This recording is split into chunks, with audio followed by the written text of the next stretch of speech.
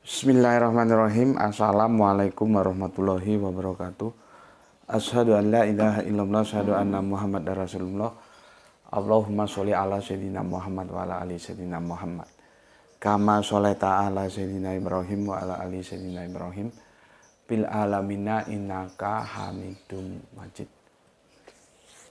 Sebelumnya kita panjatkan dahulu doa kepada Gusti Allah Agung untuk saudara-saudaraku yang telah memberikan sholawatnya kepada channel dakwah ini sehingga channel ini dapat dengan setia eksis hadir dalam ruang-ruang diskusi kalian semuanya dimanapun kalian berada.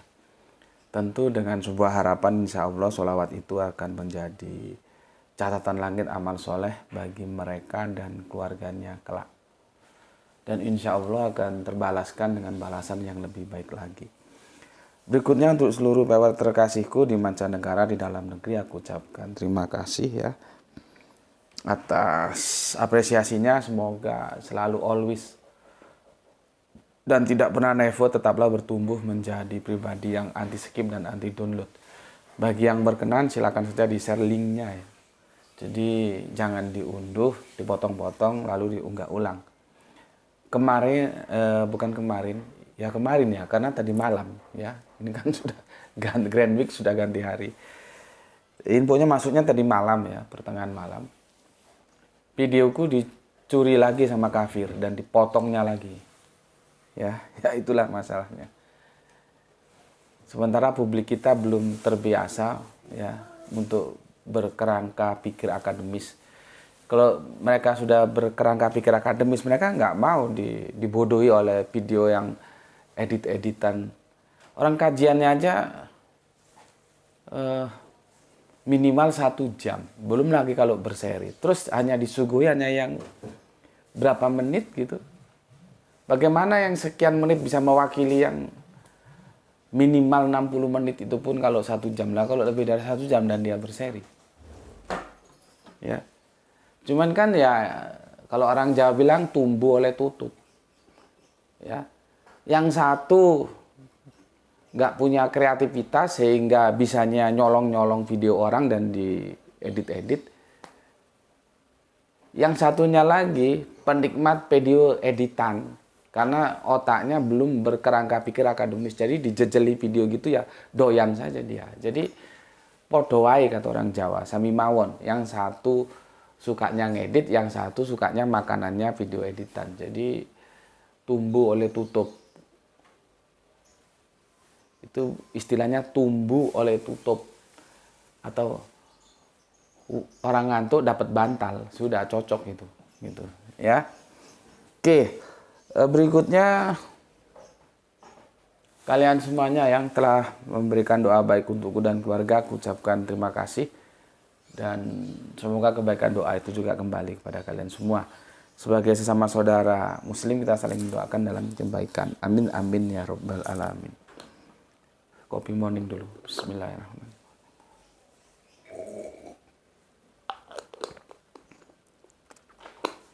Tadi pagi mulai ba'da subuh ya. Mulai gegap gempita. Jadi boomingnya hari ini melaksanakan sholat Idul Adha ya. Nggak tahu ada yang besok nggak ya. Ini booming. Kalau kami kemarin itu bisa dibilang sepi ya. Kebanyakan hari ini memang melaksanakan sholat Idul Adha ya. Jadi boomingnya hari ini. Dan ini mereka sudah mulai menyembelih korban ya. Ada yang mulai bakar-bakar sapi. Ya, jadi sekarang ini boomingnya rame. Mulai subuh tadi sudah rame ya. Ya enggak apa-apa, semua pada pilihannya masing-masing dan tanggung jawab terhadap pilihannya masing-masing ya. Yang penting saling menghormati. Mau yang hari sekarang monggo, yang mau kemarin itu juga monggo ya, silahkan saja. Oke.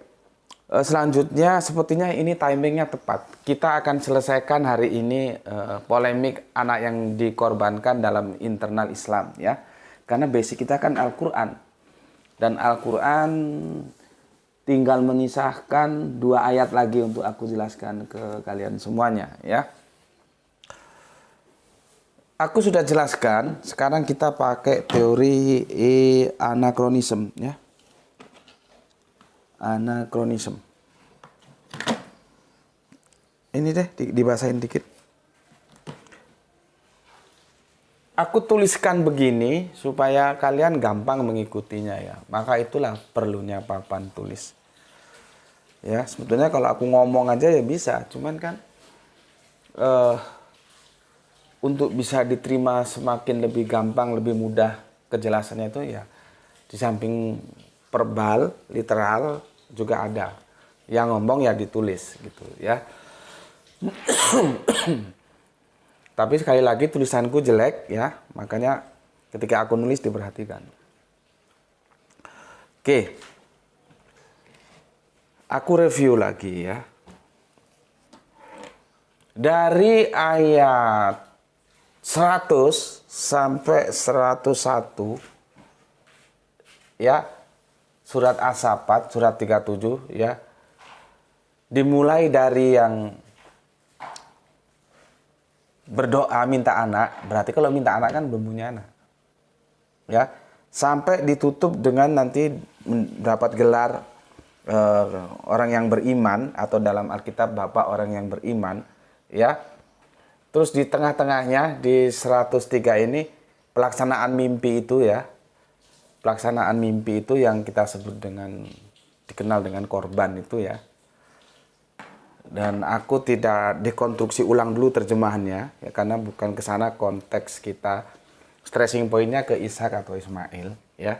Setelah korban itu dilaksanakan, jadi ini dilaksanakan, bukan mau dilaksanakan ya.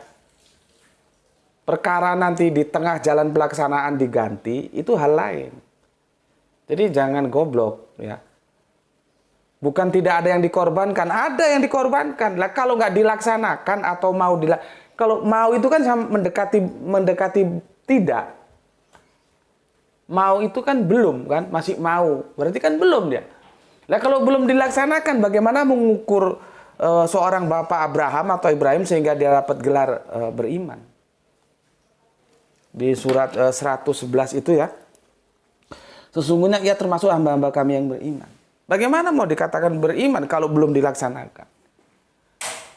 Kadang-kadang orang memang bacanya itu dia nggak komprehensif sehingga keliru. Ya, korban ini tetap dilaksanakan. Kalau nggak dilaksanakan, bagaimana akan mendapatkan julukan orang beriman? Orang beriman itu setelah melaksanakan korban. Perkara nanti di tengah jalan siapa yang dikorbankan diganti, kalau menurut cerita ini dan Alkitab nanti domba, itu hal lain. Tapi mimpi itu dilaksanakan gitu loh. Ini kadang menjelaskan ini kalau otaknya setengah tiang memang agak sulit. Ya. Yang repotnya lagi kalau otak setengah tiang, kan aku sering mengatakan, jangan kebodohanmu itu kamu gunakan untuk menyalahkan orang lain. Padahal kamu yang blow on. Jadi kalian aku jelaskan, jangan mengatakan bahwa ini tidak atau belum. Sudah dilaksanakan mimpinya itu, korban itu. Perkara di tengah jalan pelaksanaan itu diganti, itu hal lain. Gitu loh ya. Oke. Dari 100 sampai 103, 104 pelaksanaannya ya. Ya. Kemudian sampai 101, ini kalau mau di screenshot monggo, tidak muncul nama. Tidak muncul nama. Lalu bagaimana kita untuk mencari nama? Siapa sebetulnya anak yang dikorbankan itu? Maka lihat ini yang aku bikin kemarin bagannya. Bahwa Bapak Abraham itu punya putra, Ismail dan Ishak. Ismail itu adalah adiknya. Ishak itu adalah adiknya, satu bapak lain ibu. Ismail itu kakaknya, satu bapak lain ibu. Artinya sebelum Ishak lahir, Ismail sudah lahir. Maka ketika di sini tidak muncul nama, karena apa? Abraham masih punya anak satu, maka tidak perlu disebut namanya, orang tahu kalau itu Ismail. Kecuali kalau Anda membantah bagan yang aku bikin ini, yang aku bilang kemarin, ini adalah kebenaran aksiomatis. Kalau ini kamu bantah, ya sudah, nggak usah ikut kajianku. Percuma, aku kasih tahu apapun pasti kamu tolak. Karena otakmu sudah membantah kebenaran yang aksiomatis. Sama dengan, aku bilang sudah, ini spidol, aksiomatis ini spidol, lalu kamu bilang kacamata. Gimana lagi aku akan menjelaskan? Berarti kan lebih baik kamu nggak usah ngaji aku atau kamu pergi ke dokter jiwa sana. Nah ini sudah aksiomatis. Bapak Abraham ya punya anak pertama namanya Ismail dari Bunda Hajar, punya anak kedua namanya Ishak dari Bunda Sarah. Lalu ketika ini tidak disebut, maka kita sudah pastikan yang dimaksud anak itu adalah Ismail.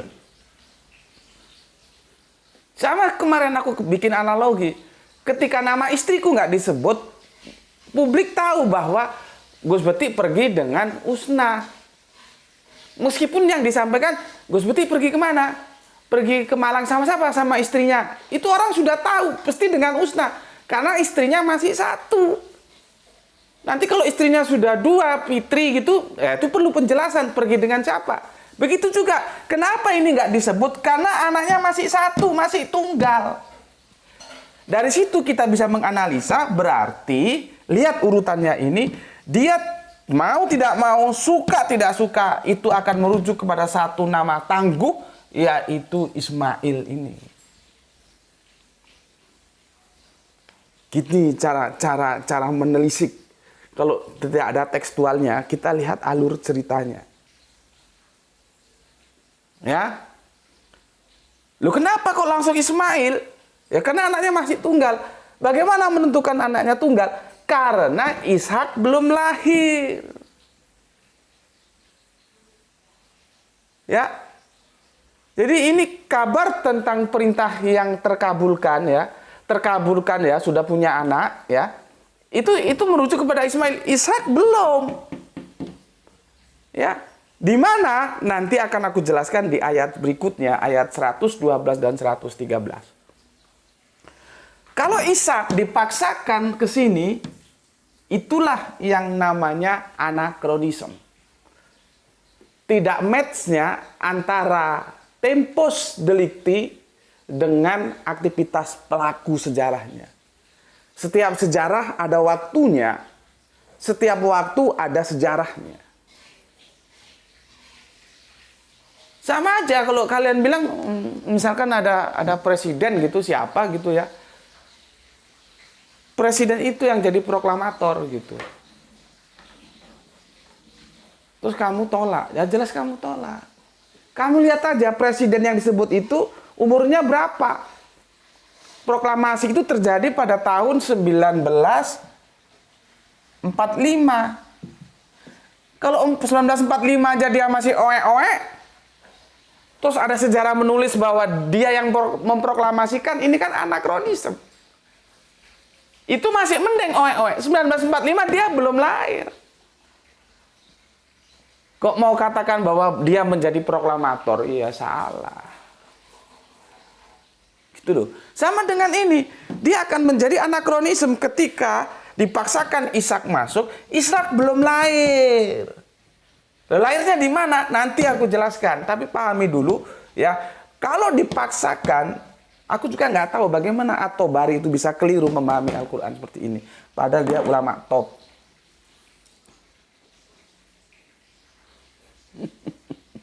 Itulah yang gue bilang ya. Yang penting kita belajar ya, suka baca. Dengan itu kita bertambah pengetahuan kita. Jadi kita nggak dibodoh-bodohi. Nggak bisa stempel ulama terus kita mau ikut aja. Ya nanti dulu. Ulama bukan nabi kok. Gue heran bagaimana yang berkiblat pada ulama-ulama yang di Madinah kok bisa mengatakan Ishak itu gimana? Orang sudah jelas gamblang gini kok. Itu loh. Ini kan urutannya kan jelas. Karena kalau Ishak dimasukkan, dia mengalami apa yang disebut anakronisme. Belum waktunya. Waktunya peristiwa terjadi dengan pelaku peristiwanya nggak match. Belum lahir. Sama aja, ada presiden lahir tahun 1960-an dia jadi presiden. Terus dibilang dia proklamator. Proklamator mbahmu kui apa? Orang tahun 1945 aja dia belum lahir kok proklamator. Itu namanya mengalami anakronisme. Gitu ya. Oke, sebelum aku jelaskan di mana penjelasan bahwa Ishak itu lahir ya. Karena di sini belum dijelaskan, maka Ishak belum lahir. Lalu yang lahir itu siapa? Ya kakaknya, masnya, Kang Mas Ismail. Gitu. Ya. Coba, ternyata kalau kita memang sungguh-sungguh ya belajar Al-Qur'an itu kita bisa menemukan kebenaran walaupun lewat proses bersusah payah ya. Banyak baca salah satunya, meluangkan waktu. Banyak baca itu semua tafsir. Kalau baca itu jangan tafsir yang kamu setuju saja. Tafsir yang tidak kamu setuju pun harus kamu baca supaya tahu. Kan kita baca bukan pasti kita terima, tapi kita tahu. Nanti kita tolak apa kita terima gitu loh. Ya. Pergolakan antara ulama yang melahirkan kiblat Madinah dan kiblat Al-Azhar ya. Itu kan kita tahu setelah proses kita membaca. Kita tidak mau terbawa-bawa begituan, kita langsung aja ke Al-Qur'annya dan kita menentukan sikap yang dikorbankan darah Ismail. Nggak ada urusan sama ulama-ulama yang bilang Ishak, nggak ada urusan. Ya, kalaupun ada orang lain ya bilang juga Ismail seperti di Al-Azhar, gue kagak tahu bagaimana cara analisanya. Kalau gue analisanya kan begini, urutan sejarah menggunakan tools yang namanya anakronisme. Pendekatan lagi tadi tentang analogi, kalau aku punya istri satu gimana, dua gimana. Pendekatan lagi kalau eksak, untuk menyebut satu X itu satunya nggak usah ditulis. X gitu aja sudah jelas itu satu. Jadi ada hal-hal yang sudah exactly itu nggak usah ditulis. Ini sudah exactly pasti Ismail, maka Ismailnya nggak disebutkan gitu. Ya, oke.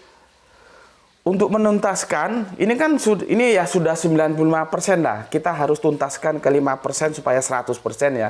Lalu kalau di sini Ishak belum dilahirkan, di mana informasi bisa kita dapatkan bahwa Ishak dilahirkan? Nanti ya. Aku baca dulu komen yang masuk dari kalian. Bismillah. Sebetulnya kita ini jangan terlalu serius ya, karena ini lagi santai-santai nih. Libur, motong korban ya, sedang kumpul-kumpul, tapi ya nggak bisa karena kalau sudah masuk ke hal-hal demikian ini serius ini. Kalau ini nggak aku tuntaskan ya, karena hari ini bombingnya kurban, nanti nggak anu dia, nggak update, maka aku tuntaskan sekarang. Besok aku jelaskan lagi yang terkait korban. Ya, Bismillahirrahmanirrahim. Tapi itu sudah bunga rampai, bukan intipati. Kalau ini kan intipati dari korban itu. Bismillahirrahmanirrahim.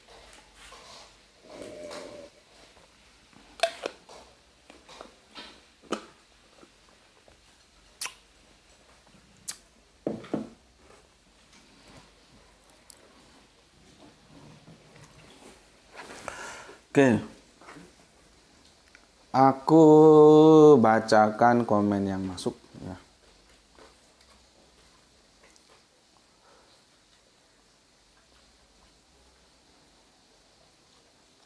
Sebentar.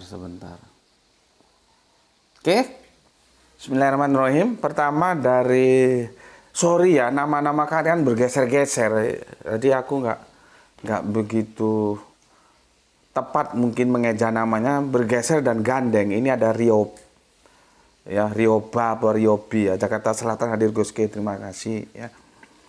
Mungkin kalau kalian bisa membenahi namanya juga itu lebih bagus ya, supaya aku nggak kerepotan membacanya. Oke, Jakarta Selatan ya, terima kasih dan salam Isra untukmu. Kemudian Gispatih, terima kasih, alhamdulillah hadir Tuan Guru sambil beraktivitas. Lebih baik kehilangan sesuatu daripada kehilangan Gusti Allah. Mantap. Karena kalau kita kehilangan Allah, kelar hidup lu.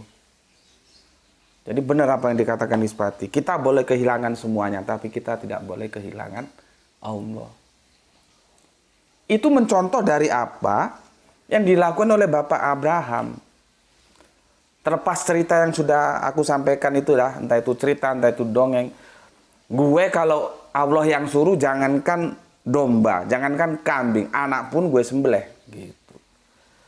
Iya, karena belum punya anak. Begitu punya anak, ditagih sama Allah, dia punya ujar. Sembelih anakmu. Nah. Maka Kanjeng Nabi Ibrahim, Bapak Abraham, bukan tidak cinta kepada anak satu-satunya orang itu, anak yang dimimpikan dalam sekian panjang waktu, 80 tahunan perkawinan dia kok. Tiba-tiba suruh disembelih, dia kehilangan anaknya. Dia harus memilih, dia kehilangan anak atau dia kehilangan kasih sayang Allah. Maka dia memilih lebih baik kehilangan anak daripada kehilangan kasih sayang Allah. Itulah yang dikatakan oleh Gispati, ya. Kita boleh kehilangan segala sesuatu dari kehidupan kita, tapi jangan sampai kita kehilangan Allah. Ini bahasa sastra ya, jadi jangan Allahnya hilang, rusak jidat lo. Ini bahasa sastra ya. Makanya belajar sastra itu penting, dan aku merasa terbantukan oleh sastra. Alhamdulillah dulu waktu SMP aku sastra itu nilainya bagus ya. Itu bisa aku gunakan dalam memahami teks-teks kitab suci. Perjanjian lama, perjanjian baru, perjanjian terakhir itu ya. Oke, salam Isra semua saudaraku dan selamat Hari Raya Idul Adha dari Palu. Oke, untuk saudaraku semuanya, saudaraku muslim yang di Palu, salam Isra semuanya. Kemudian Bapak kita, Bapak Abdul Muluk, Assalamualaikum. Waalaikumsalam. Deli Sedang izin nyimak setelah sholat Idul Adha, Gus. Oh, berarti sama kita kemarin ya. Ya, berarti sama kita. Nggak apa-apa ya, pilihannya masing-masing, nanti juga pertanggungjawabannya masing-masing. Ya. Selamat Idul Adha, semoga keluarga di sana dalam keadaan sehat walafiat. Salam Isra. Salam Isra untuk Bapakku, semoga juga sehat semua. Doa yang sama untuk semua keluarga yang ada di Deli Serdang. Ya, salam Isra semuanya. Kemudian soleha kita Rini 7215. Gak ngerti aku apa ini. Demak Hadira Gus, ke mantap Rini ya. Rin, aku itu pernah menjelaskan loh Rin, karena udah numpuk ya. Itu kemarin ada kafir yang tanya lagi tentang itu loh yang disebut cuman Ishak.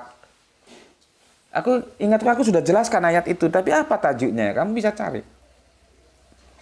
Jadi dia menukil Al-Quran ayat apa itu aku lupa karena sudah tertimbun pertanyaan-pertanyaan. Dia menukil ayat Al-Quran terus dia disimpulkan sendiri bahwa itu loh yang disebut Ishak, Ismail gak disebut. Gitu. Mungkin Rini bisa carikan itu apa ya tajuknya. Aku sudah jelaskan kok, itu aku masih ingat, sudah aku bikinkan videonya itu. Kenapa Ismail itu nggak disebut namanya? Sama dengan ini, kenapa nggak disebut namanya? Ya. Tapi bukan berarti nggak disebut, kan karena gini, apologet Kristen kan mengatakan karena nggak disebut namanya maka kenabian itu lewat Ishak bukan lewat Ismail. Nah itu yang konyol. Mereka menyimpulkan gitu ya. Aku sudah bikinkan tuh videonya beberapa waktu lalu, cuman lupa tajuknya. Karena video kita sudah mendekati angka 2000 video ya. Jadi ya, aku juga nggak mungkin hafal satu-satu tajuknya. Oke, ini kalau dapatkan nanti kirim ya. Kalau nggak ada ya sudah kita cari bareng-bareng nanti. Atau teman-teman lain bantulah. Kemudian Kang Mas Edi Margonong yang punya Jogja, Assalamualaikum warahmatullahi wabarakatuh. Nyimak Gus, monggo matur nuwun Kang Mas. Waalaikumsalam dengan 3 jempolnya. Ya, nggak tahu Jogja gimana, hujan. Di sini tadi malam hujan ya, dan ini sedikit mendung. Kemudian Kang Hermana Natawijaya, Assalamualaikum warahmatullahi wabarakatuh. Salam Isra buat semuanya. Oke, salam Isra juga untuk semua saudaraku yang ada di Bandung. Kang Sahran Gipari menyimak setelah lohor, tambah banyak sapi yang seliweran di atas mobil. Oh, mantap. Berarti banyak yang berkorban. Ya. Korban itu artinya mendekat. Ya. Jadi kalau sahabat korban karib, ya, sahabat karib, sahabat dekat. Kalau Malang bilang nawak, nawak itu kawan. Nawak lek dekat ya. Ya. Nawak itu teman ya. Nawak leket kalau nggak salah ya. Teman dekat ya. Jadi karib itu dekat. Korban itu mendekatkan diri kepada Allah gitu loh. Kalau dari tinjauan lisanul Arabian seperti itu, tinjauan huruf-huruf yang kemudian menggumpal menjadi diksi dan narasi ya. Oke. Kemudian Kang Hermas Edison, selamat Hari Idul Adha Gus, mohon maaf lahir batin. Oke. Selamat juga untukmu saudaraku yang ada di Kalimantan Tengah. Semoga selalu di dalam rahman rahim Gusti Allah Agung dalam Islam sampai nanti menutup mata. Salam Isra untuk semuanya yang ada di sana dan selamat Idul Adha, mohon maaf lahir dan batin. Kemudian Kang Irfanalak, namanya jadi gini, Irfanalakbar 4563. Menyimak tauladan Bapak Abraham dengan khidmat masih dari lokasi pengecoran di Kerinci Jambi. Oh, nggak libur ya? Ya mungkin proyek ya. Kalau libur nanti ngecornya gimana? Ngecor kan harus terus berjalan ya. Oke, semoga selalu dalam lindungan Gusti Allah Agung ya. Zero accident ya. Kalau orang teknik itu ada namanya mata kuliah keselamatan kerja ya. Karena namanya proyek itu kan begitu. Jadi diusahakan zero accident, dari nol kecelakaan kerja ya. Oke, terima kasih untuk Kang Irfan Al-Akbar. Kita lanjutkan Septian 69. Hadir di ASEAN cuma Filipina resmi Rabu, yang lain Kamis, tapi cuma di kita sholatnya dipilih pada hari Selasa sampai Jumat. Oh gitu kan? Filipina Rabu. Berarti kemarin ya. Ini sekarang Kamis tuh ya. Berarti yang kemarin. Oke, terima kasih informasinya Kang Septian. Kemudian Kang Diman Nada, terima kasih atas hatinya. Ada Kang Cipto Purbaling, terima kasih atas 3 jempolnya ya. Dan 3 hati merahnya. Kemudian Bapak kita Ikhwan Tamim, salam Isra. Salam Isra Pak. Salam untuk semua keluarga yang ada di Tangerang ya, Tangerang. Fish ya, oke. Sudah aku baca semua ya. Sekarang kita masuk ke karena apa ini? Sebentar. Oke, kita masuk ke kajian kita ya. Coba ini taruh situ tuh, kenapa ini berhenti kah? Biar itu iklan. Sekarang pertanyaannya, di mana informasi kelahiran Ishak kalau begitu? Ya. Dia ada di 111 sama 113. Baru informasinya turun. Ishak lahir. Peristiwanya, pengorbanannya sudah selesai. Jadi ini ada dua perikop ya. Perikopnya di sini kabar gembira tentang kelahiran Ishak. Ayat 111 selesai, baru 112, 113 itu sudah perikopnya baru. Nih.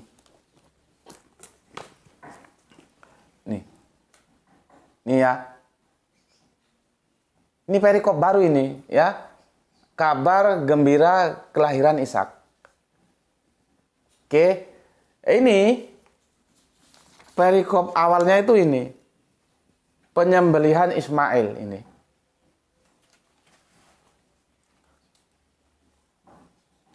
Nih ya, penyembelihan Ismail ini sampai ke bawah sini, sampai selesainya di 111 ini.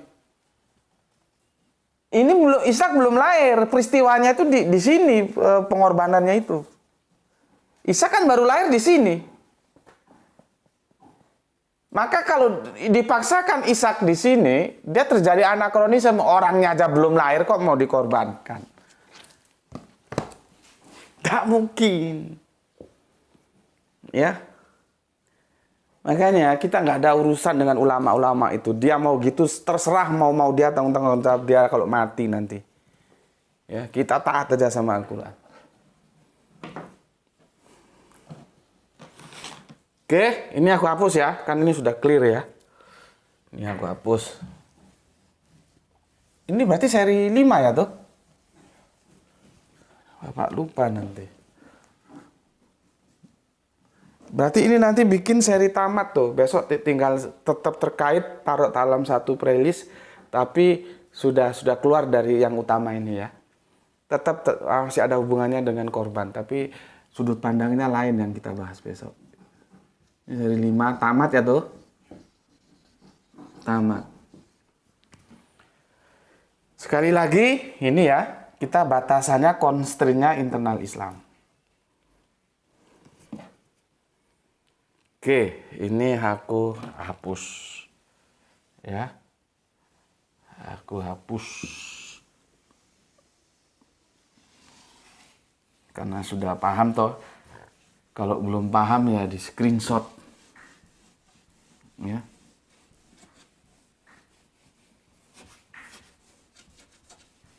Silakan di screenshot ya, supaya gampang.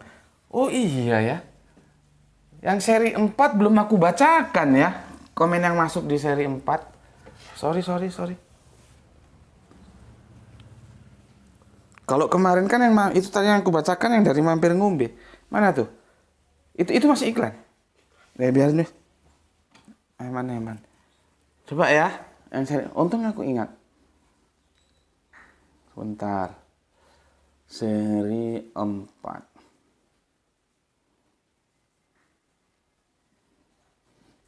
Gimana tuh nyarinya tuh yang seri 4 tuh?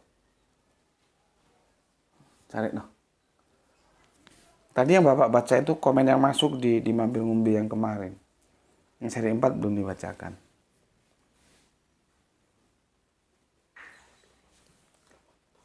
Masih lemot. Oke, minum dulu sambil nunggu. Bismillahirrahmanirrahim.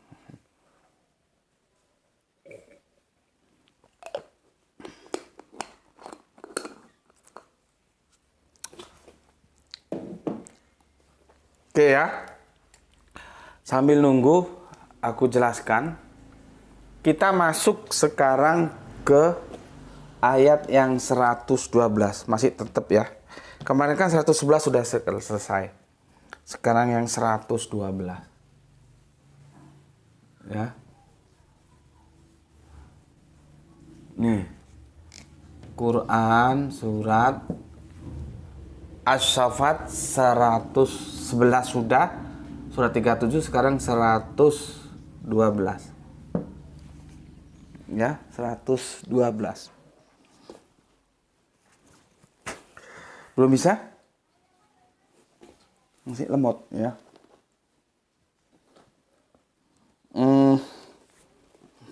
Kamu buka Androidmu supaya aku bisa jelas gampang. Ya. Ini dia, Bapak sudah langsung mau jelaskan. Oke, aku bacakan dulu mumpung ini bisa terkoneksi. Ya, wifi-nya wifi RT RW jadi dia maklumi lah ya. Dipakai orang se-RT se-RW jadi lemot. Dari Zidan Gaming ya. Ini komen yang masuk di seri yang keempat ya. Kalau tadi kan seri Mampir Ngombe ya. Zidan Gaming, Assalamualaikum, Waalaikumsalam. Paling bang Imakus, aku cuma mau komentar. Mantap jadi punya gambaran setelah seri 4 ini. Mantap, lanjutkan Tuan Guru JM sampai seri tamat. Salam Isra. Oke, salam Isra juga untukmu, untuk semua saudaraku yang ada di Kota Pempek ya, Palembang. Berikutnya JNR ya. Betul komandan, Yitzhak itu artinya tersenyum. Anak tunggal, anak yang unik itu merujuk kepada gelar kehormatan. Yesus pun disebut anak tunggal Allah ya. Anak yang unik, Yitzhak dalam PL disebut juga Yahid ya. Yesus dalam PB disebut juga Monogenes Huios. Oke, terima kasih untuk JNR yang ada di Kota Malang. Kita lanjutkan ke Soleha kita Kiswati. Alhamdulillah hadir Tuan Guru. Yang ulta kemarin itu teman tetangga depan rumah orang Kristen. Di lingkunganku mayoritas Kristen, luas lahan dakwah. Dan inilah yang membuat aku bersemangat untuk belajar kristologi. Semoga Allah memberikan aku kecerdasan dan kemampuan untuk menyampaikan kebenaran. Amin ya rabbal alamin. Mantap, amin amin.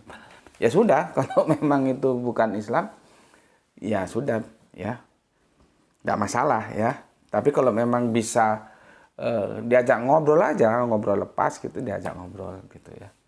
Karena di dalam Yahudi pun nggak ada model-model begitu, nggak ada. Lah Nasrani itu nggak bisa bergeser dari akar Yahudi. Tetapi ya nggak apa-apa lah, kan dia tidak Islam atau kafir ya. Artinya tidak menjadi prioritas utamamu ya. Kalau memang dia kafir supaya nanti bisa tetap berteman baik, ya sudah. Kalau memang tidak bisa dibicarakan, nggak usah dibicarakan gitu ya. Karena kita takutnya nanti ada ketersinggungan. Tapi kalau Muesa masuk tuh kucingnya? Kucingnya masuk? Enggak. Ya sudah kalau nggak masuk. Kalau misalkan bisa untuk digunakan bahan dialog, monggo silakan. Kalau nggak bisa nggak apa-apa. Oke, terima kasih konfirmasinya untuk Gispati. Tapi setidaknya kamu sekarang sudah mengerti ya, dalam Islam tidak ada yang seperti itu. Mending duitnya dikumpulin untuk apa yang lebih bermanfaat, mendukung sholawat ke masjid, ke apa saja yang itu mendukung dakwah. Daripada sewa gedung, beli makan, segala macamnya. Oke, kemudian Kang Rupano Pitra, Depok hadir nyimak kajian rasional Gus. Oke, salam Isra, terima kasih atas mawar merahnya. Bunga mawar merah sebagai tanda cinta. Mawar merah. Kalau itu mawar merahnya Soneta Raja Dangdut. Kalau mawar merahnya Kus Plus yang itu dibawakan oleh Kang Mas Muri nggak begitu. Ya. Kang Mas Muri itu suaranya serak tapi gimana gitu ya, asik banget. Ku berikan padanya setangkai mawar merah sebagai tanda cintaku padanya.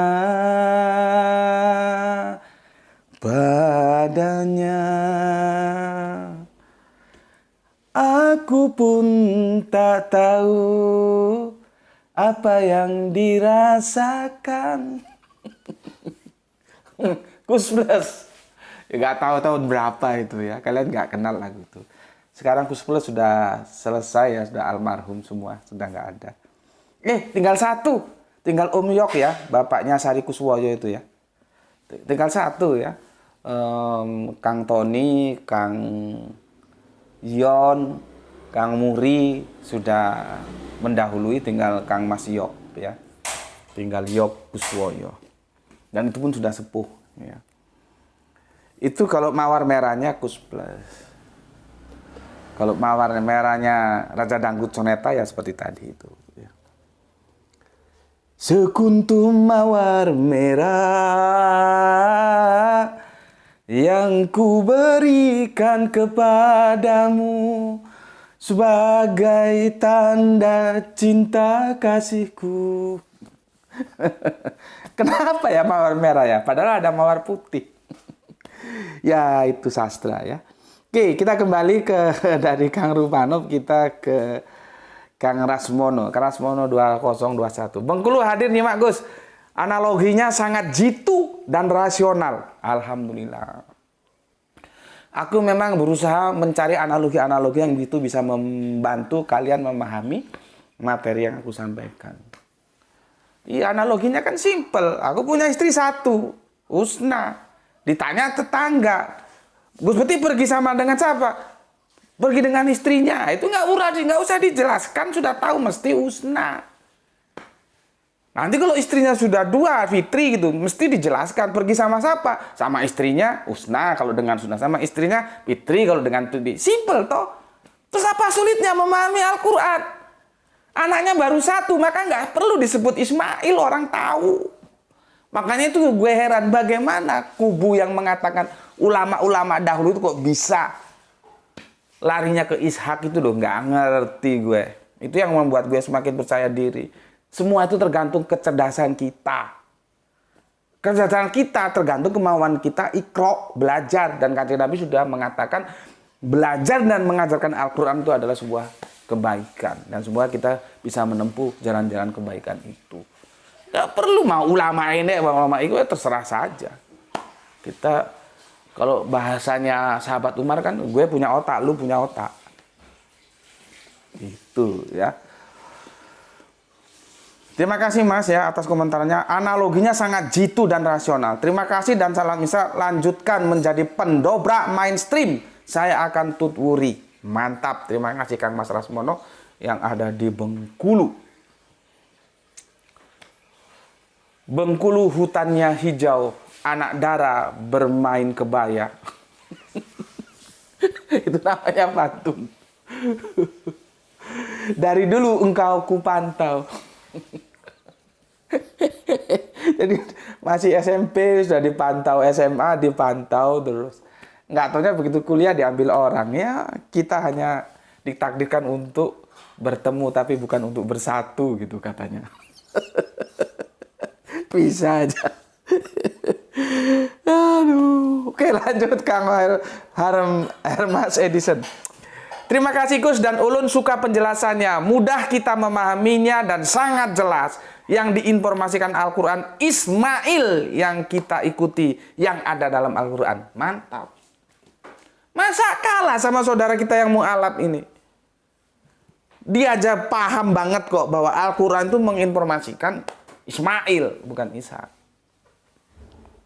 Sekarang tinggal kemauan. Kamu Islam sejak owek-owek tapi nggak pernah ngaji ya tetap aja goblok. Meskipun mu'alaf tapi langsung dia mau belajar mau ngaji ya pinter seperti Hermas Edison ini gitu loh. Semua terserah kamu, mau pinter belajar, mau goblok nggak usah belajar gitu aja. Nggak ada urusannya mau mu'alaf kayak mau bukan mu'alaf kayak, yang penting ada kemauan ya. Oke. Ini apa ini? Hendrata 00. Ini nama baru sepertinya ya. Judul deskripsi video ini sudah salah. Harusnya polemik anak yang mau dikorbankan.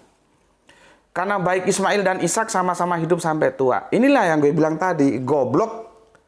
Tapi dengan gobloknya dia menyalahkan orang lain.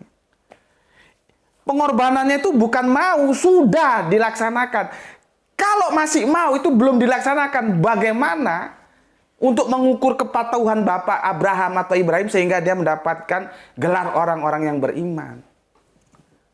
Sudah dilaksanakan, perkara di tengah jalan yang dikorbankan diganti itu hal lain. Gitu loh. Kok dia bilang mau goblok dasmu gue.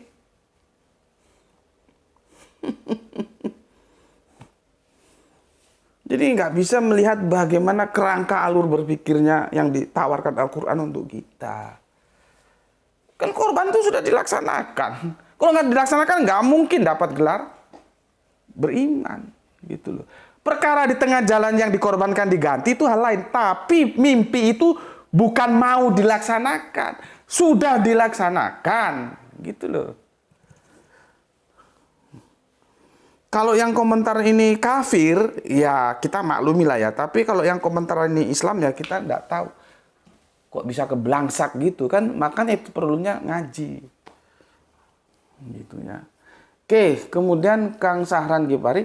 Baru menyimak setelah lohor, sudah musim kemarau, cuaca panas tapi anginnya dingin.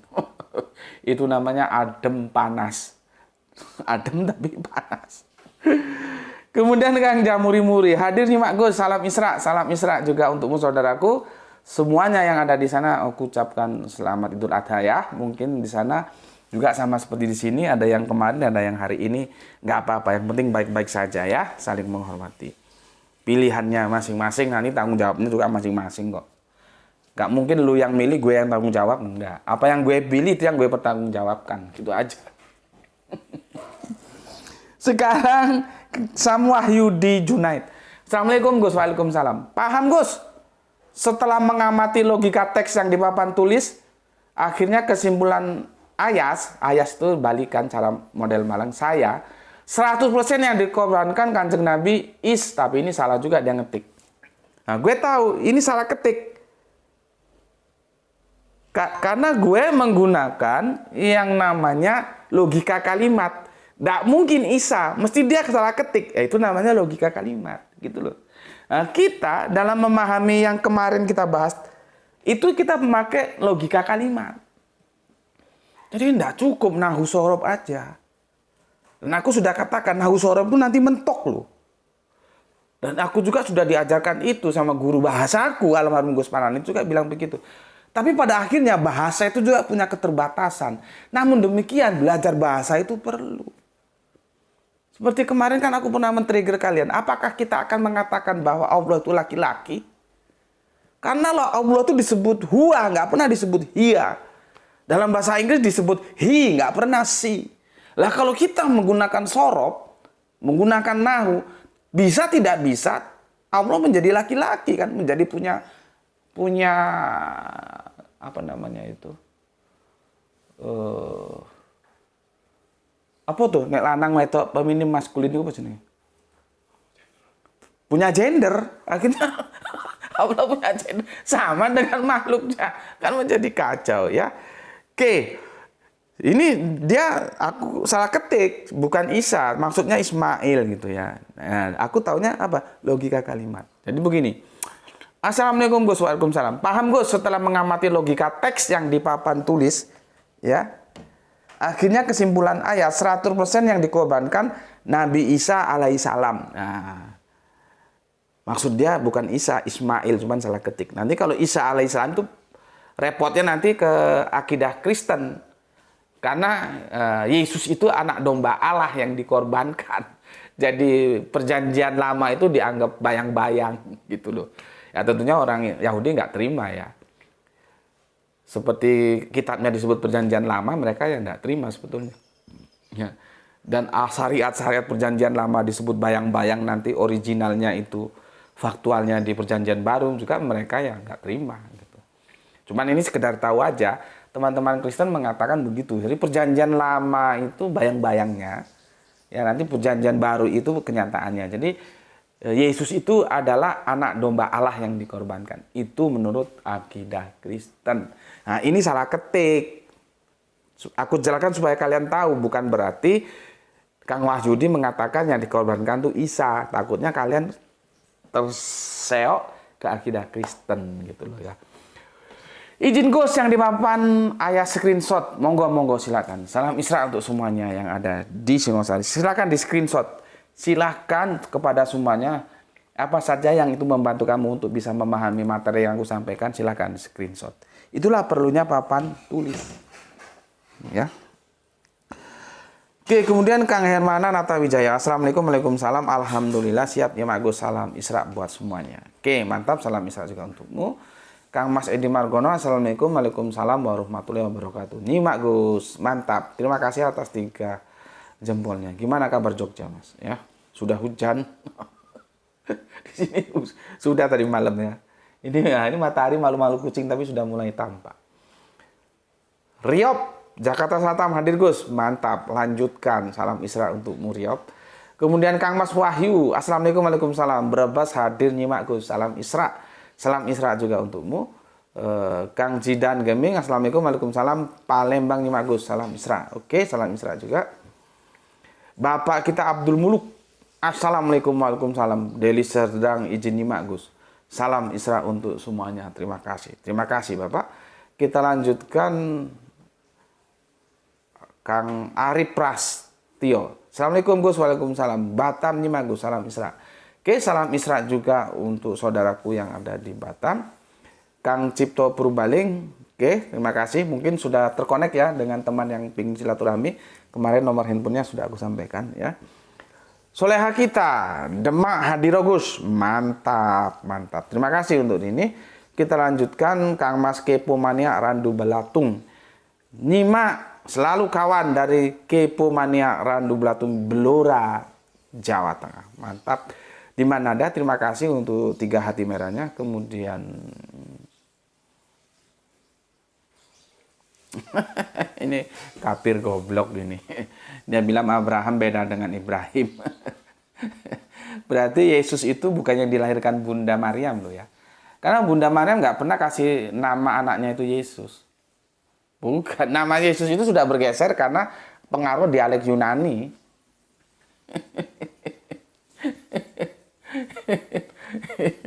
ya inilah yang aku bilang, karena nggak pernah belajar, jadi gobloknya ya nggak bisa hilang. Apa yang disampaikan oleh guru-gurunya ketika gurunya sendiri sudah a priori terhadap Islam, dia telan mentah-mentah. Coba kalau diawali dengan niat baik, ingin belajar, ingin saling tahu, dia akan memberikan kritis gitu loh. Tidak semua yang diajarkan oleh guru-gurunya dengan pendeta-pendetanya dia telan begitu saja. Dia punya kemerdekaan berpikir. Cuman kan nggak bisa kita katakan orang selalu begitu, yang begitu itu jarang. Akhirnya korbannya seperti ini. Lah kalau Abraham bukan Ibrahim, ya Yosua itu bukan Yesus. Gitu dong. Itu namanya fair, linier, nggak standar ganda. Gitu ya. Gitu.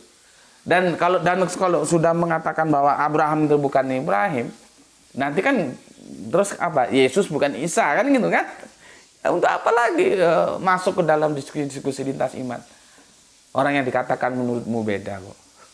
Kan begitu. Jadi dari cara ngomongnya aja sudah ada confuse, ketidak punya kemandirian berpikir. Kalau sudah beda ya sudah tinggalkan. Apapun yang dibilang Al-Quran tentang Ibrahim, tentang Isa, itu nggak ngaruh. Orang itu Isa bukan Yesus kok. Ibrahim juga bukan Abraham kok. Kan gitu seharusnya. Tapi kalau ada bilang Isa terkemuka di dunia akhirat, nah, diambil tuh ayat dan dia sebar kemana-mana. Ini loh Isa terkenal terkemuka di dunia akhirat. Kepala lu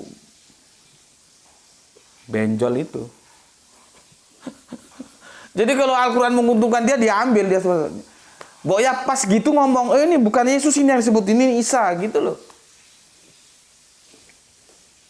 Nggak bisa, kita belajar akademis itu kalau nggak jujur nggak bisa. Standar ganda itu tidak jujur. Gitu loh ya. Oke. Kemudian Gedang Godok matur thank you. Jack. Gus, ini Jack ini siapa ya? Ini baru ya.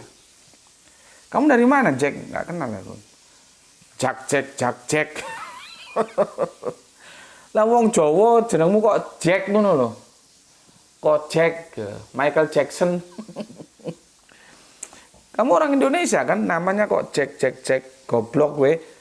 Tunjukkan jati dirimu. Nama itu menunjukkan dari mana kamu berasal. Harus bangga dengan jati dirimu. Kamu dari Allah dijadikan Indonesia, ya Indonesia. Indonesia yang mana nanti? Indonesia yang Jawa, Indonesia yang Batak, Indonesia yang Sunda, tinggal menyesuaikan. Jangan Jack, dasmu goblok. Nama kok Jack. Gus, maaf keluar topik, kapan-kapan bahas kitab Talmud, Gus. Nggak ngerti aku apa Talmud itu. Coba kamu jelaskan sama aku. Aku nggak ngerti Talmud itu apa. Sekalian jelas no, Jack itu apa? Gojek ta?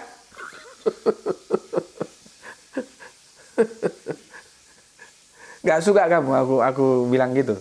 Nggak suka keluar, nggak usah ngaji di sini.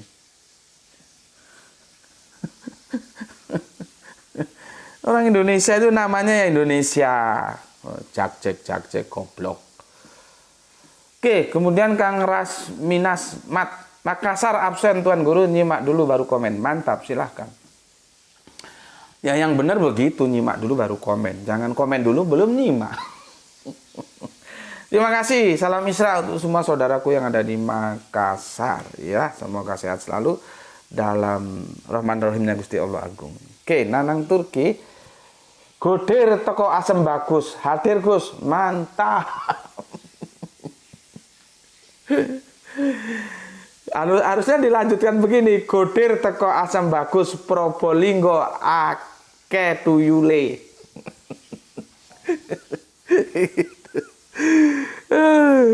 Kemudian Septian, hadir, kita main korban satu hewan dicicil beramai-ramai. Padahal Nabi Ibrahim aja bisa 300 onta, 1000 kambing, dan Nabi kita aja 60 kambing. Ya, aku pernah berpikir begini loh ya. Aku kan kalau ngantar istriku kerja itu kan ke kampus itu kan, ya mesti bertemu mahasiswa-mahasiswa itu loh ya. Itu handphonenya itu kelas-kelas nggak ada. Sekarang handphone kan nggak ada harga 1 juta itu. Handphone sekarang bermain tuh di atas 2 juta kan. Nah itu mahasiswa itu handphonenya itu gonta-ganti dan itu nggak ada yang murahan itu. Ya bermainnya di atas 3 jutaan lah. Atau seapes-apesnya 2 juta. Artinya itu kan seharga seekor kambing kan. Kambing sekarang antara 2 atau 3 juta kan. Range-nya kan di sana. Yang menjadi perenungan gue nih ketika nunggu gitu ya kan, ada mahasiswa-mahasiswi ngumpul gitu ya. Orang tuanya gimana ya? Beliin anaknya gonta-ganti handphone bisa. Tapi apakah dia berkorban sebisa dia membelikan handphone anaknya? Ya harapan kita sih tentunya bisa ya. Tapi dengan fenomena yang ada seperti yang disampaikan oleh Septian 69 ini, apakah itu tidak jauh panggang dari api gitu. Ya. Tapi kita tidak perlu bersuudzon, cuman kan kita ini menjadi sebuah perenungan. Kalau memberikan anaknya aja bolak-balik ganti handphone bisa, masa sih yang setahun sekali tidak bisa gitu loh maksudnya. Tapi semoga juga bisa lah ya. Oke, kita lanjut Irfan, Kang Irfan. Quran surat 100 sampai 111 dari surat As-Saffat menceritakan kisah sejak awal Nabi Ibrahim ingin punya anak. Kemudian diberi anak yang sabar. Kemudian anak tersebut ketika sampai umur yang bisa berusaha, anak tersebut dikorbankan. Tidak disebut nama anak tersebut. Quran surat As-Saff 112 diawali dengan kata dan. Maka kata sambung dan ini menunjukkan peristiwa berikutnya. Yaitu kabar gembira akan kelahiran Ishak, disebutkan namanya di ayat ini. Ini sudah clear, Ismail lah yang disembelih. Seorang anak Ibrahim sebelum kelahiran Ishak. Mantap. Nanti aku jelaskan kenapa disebut namanya. Ya, tekstual itu namanya, bukan dalam kurung. Ya. Ibrahim Hajar, mantap. Oke. Arin Parasdiva, ini power baru, semoga betah di sini. Mosok seorang raja menghadirkan budak, masuk akal gak?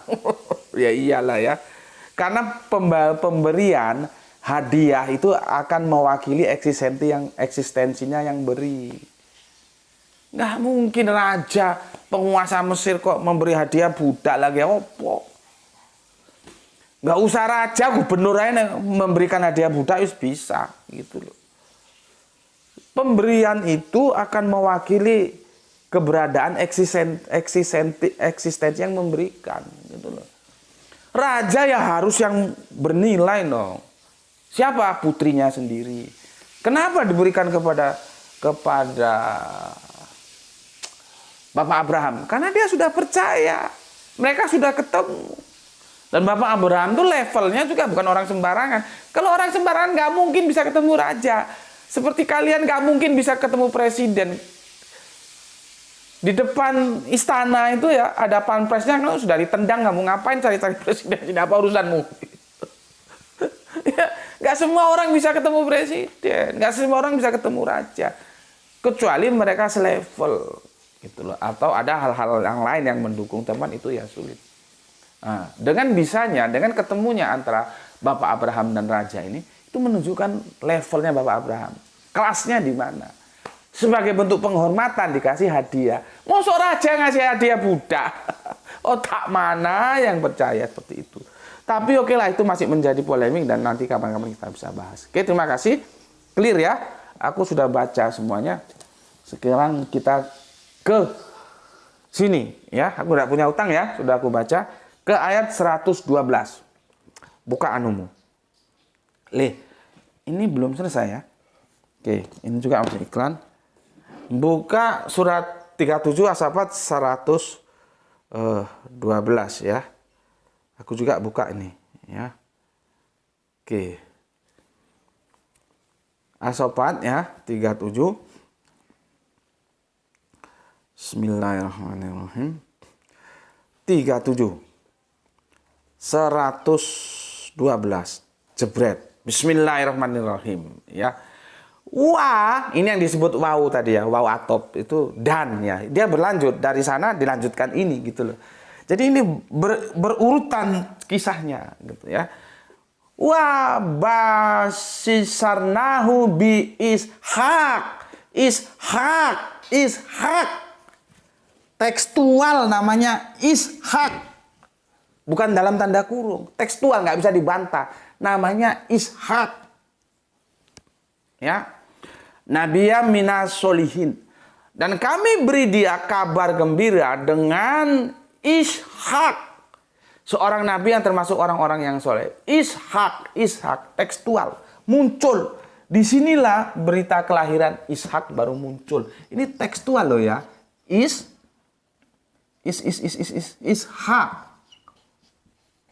Ya. Kalau bi ishak ya, bi ba itu ya, bi atau 2 3 bi ishak nih ya, bi ishak ini dia mati sini ya. Tertulis ini. Lihat ini. Betapa canggihnya Al-Quran. Ini nggak bisa dibantah. Ini dia terjemahannya. Maka diberilah kabar gembira kelahiran. Ini baru kabar gembira kelahiran Ishak. Peristiwa pelaksanaan mimpi sebagai bentuk yang kita kenal dengan korban. Ishak belum lahir. Jadi kalau Ishak dipaksakan masuk ke sana, sama dengan itu kamu menjadi korban anakronisme. Waktu dan peristiwa pelaku sejarah nggak tepat. Sama dengan kamu bilang capres itu yang jadi proklamator. Orang capres itu baru lahir kemarin tahun 60-an kok. Kamu bilang proklamator, gondolmu kui. Proklamator itu setidaknya tahun 1945. Dia sudah dewasa. Kok dia bilang capres itu sebagai proklamator, timingnya nggak pas. Ketika peristiwa terjadi kemerdekaan Indonesia proklamator itu, dia belum lahir kok. Kamu bilang dia proklamator. Proklamasi itu terjadi 17 Agustus 1945. Dia lahir tahun 60-an, terus lu bilang dia proklamator. Dari Hong Kong apa proklamator? Sama dengan ini, Ishak belum lahir pada waktu peristiwa pengorbanan. Kok mau dibilang Ishak yang dikorbankan? Kan kalau nggak orang goblok nggak tahu. Sekarang aku jelaskan kenapa tertulis Ishak, bi Ishak dengan Ishak. Kenapa tertulis tekstual Ishak? Kenapa tertulis? Ini bukan dalam tanda kurung. Karena anaknya sudah 2. Maka disebutlah yang mana? Yang Ishak. Kenapa di 101 sampai 111 nggak disebut anak namanya? Karena anaknya baru tunggal 1. Tanpa disebut namanya, orang tahu bahwa itu merujuk kepada Ismail. Sama seperti aku tadi bilang analoginya. Kalau masih istrinya 1 ya cukup dia pergi sama istrinya. Orang tahu siapa Usna. Kalau istrinya sudah 2 ya disebut. Istrinya siapa? Usna kek, Fitri kek, orang tahu. Sama dengan Al-Quran kan begitu. Kenapa? Dari ayat 100 sampai 111 nggak disebut namanya. Karena masih 1 tunggal anaknya. Sehingga orang tahu yang dimaksud itu Ismail. Kenapa? Ismail anak pertama. Hebat sekali Al-Quran ini. Subhanallah. Tertata dia. Berikutnya di surat 112 disebut Ishak. Karena apa? Sudah bukan tunggal lagi. Anaknya sudah 2. Maka disebut anaknya. Karena ini tekstual loh. Ini bukan dalam kurung ini. Kalau sudah tekstual nggak boleh dibantah. Ishak muncul. Sekarang kamu tahu kenapa muncul Ishak? Karena anaknya sudah 2, bukan tunggal lagi. Gitu loh ya. Makanya gue heran, katanya ulama kok bisa mengatakan yang dikorbankan Ishak gitu loh. Orang Ishak baru lahir kemudian kok, dan peristiwa pengorbanan itu Ishak belum lahir kok. Ya. Jelas ya, kenapa di sini ditulis namanya? Karena anaknya sudah 2. Itulah kehebatan Al-Qur'an, ya. Dia sistematik. Tapi membacanya juga perlu otak-otak yang hebat. Supaya otakmu hebat, bagaimana? Ya belajar. Studi, kalau nggak studi nggak bisa. Ya. Oke, 1 ayat lagi. Ini belum, 1 jam sudah, tapi masih 5 menit. Sorry ya, kepanjangan 1 jam, tapi cuma sedikit lagi ya. 112, kemudian 113. Ya, ini penutup, the end sudah ya. Karena masuk ke sini dia sudah baru lagi perikopnya tentang Nabi Harun, Nabi Ilyas, Nabi Lut, dan Nabi Yunus. Ya, diawali Nabi Musa. Tapi historikal tentang pengorbanan selesai di 113. Apa kata 113? Kami limpahkan keberkatan atasnya dan atas Ishak. Ya. Dan di antara anak cucunya ada yang berbuat baik dan ada pula yang zolim terhadap dirinya sendiri dengan nyata. Sudah aku bilang kan? Cuman kita salah memahaminya. Sejak peristiwa yang kita pahami Habil dan Habil. Yang di Al-Quran surat Al-Baqarah. Ya surat Al-Baqarah itu ya. Ceritakanlah hai Muhammad tentang kisah 2 anak Adam. Gitu loh. Pemahaman kita sempit. Dikira itu hanya cerita Habil dan Habil. Tidak, itu cerita gerbong kehidupan manusia. Kita ini anak Adam. Kita ini anak Adam. Anak Adam itu nanti terjadi 2 gerbong. Sekarang pilihanmu, kamu mau ikut gerbong yang Habil atau yang Qabil. Sama dengan ini, ya. Dan di antara anak cucunya ada yang berbuat baik dan ada pula yang zalim terhadap dirinya sendiri dengan nyata. Jadi ada yang baik, ada yang zalim. Jangan kamu kira anak Nabi, ya, terus baik-baik semua, enggak, yang bajingan juga ada. Kanan itu kurang apa bapaknya? Nabi. Makanya kan gue bilang, bedakan Nabi dengan keturunan Nabi. Keturunan Nabi itu bukan Nabi. Ya, kepentingan kita kepada Nabinya, bukan kepada keturunannya. Dan orang itu di hadapan Allah itu dihargai karena takwanya, bukan karena keturunannya. Gitu loh. Cuma kan kadang orang-orang salah menempatkan. Oh, dia keturunan Nabi. Kalaupun itu benar ada keturunan Nabi. Yang maksud kan Nabi Muhammad ya, karena garisnya kan dari patriark, bukan matriark. Bedakan antara Nabi dan keturunan Nabi. Seperti aku ajarkan membedakan antara kitab suci dan terjemahan kitab suci. Gitu ya. Nabi itu tidak bisa salah. Dalam artian, nanti kalau salah, biar Allah yang meluruskan. Kita nggak boleh mengkritik. Anda keturunan Nabi. Ya, kamu nggak sepakat, kamu kritik aja. Apa salahnya, orang dia bukan Nabi kok. Ya, oke. Finish ya. Sudah ya, selesai. Maka kita akan mendapatkan jawaban tuntas yang dikorbankan adalah Ismail. Karena Ishak belum dilahirkan, dia baru dilahirkan di sini.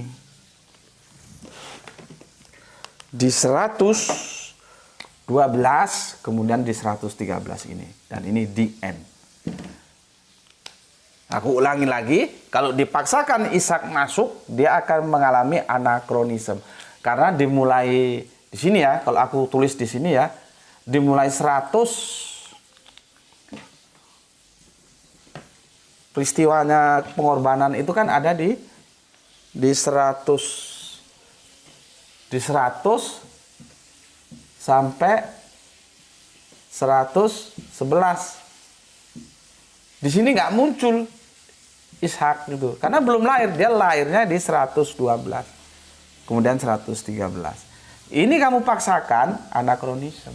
Maka karena Ishak ini berikutnya, maka anak yang pertama ya dari 100 kepada 101 itu merujuk kepada Ismail. Oke. Aku kira sudah clear ya. Apa yang aku sampaikan semoga bisa dipahami, dan apa yang kamu pahami sampaikan kepada yang lain. Sekarang kita akan menutup ini dan kemudian kemana kita nih? Ambil daging korban. Ya, baca Al-Quran ya. Jangan lupa, jangan banyak-banyak. 1 lembar aja tapi tiap hari. Ya, oke, ini dari aku ya. Pesan aku, jaga Allah, jaga Kanjeng Nabi, jaga Al-Quran, jaga sholatmu, jaga Islammu dalam bingkai keindahan imanmu. Tetapi tetap memberi hormat kepada saudara kita yang lain, karena mereka tetap saudara kita. Semoga mendapatkan keberuntungan, ya, rezeki yang barokah dan kesehatan yang prima. Bismillahirrahmanirrahim. Salam Isra. Alhamdulillahirabbil alamin.